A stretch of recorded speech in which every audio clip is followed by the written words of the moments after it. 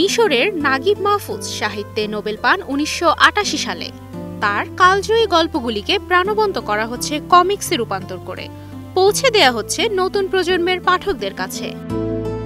এরই মধ্যে তার দুটি রচনা মিরামার এবং the thief and the dogs comic বই হিসেবে পুনর্কল্পিত হয়েছে।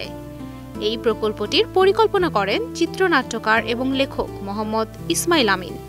তিনি কমিক লেখক এবং চিত্রকর মিগোর সাথে মিলে মাহফুজের উপন্যাসগুলিকে রূপান্তর করেছেন কমিক্সে। মোহাম্মদ ইসমাইল আমিন বলেন, মিগো এবং আমি আগে অনেক কমিক্স এবং উপন্যাসে কাজ করেছি। আমাদের কিছু কাজ আগে টকটক ম্যাগাজিনে প্রকাশিত হয়েছে।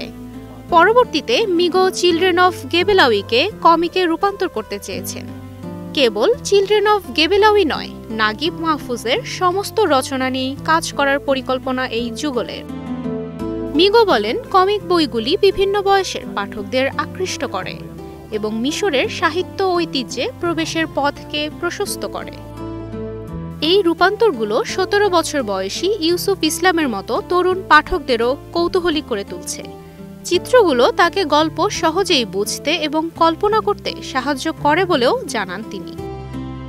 আমিন মিগো প্রকল্পটিকে কেবল নাগিব মাহফুজ বা প্রকাশিত দুটি উপন্যাসের মধ্যেই সীমাবদ্ধ রাখতে চান না।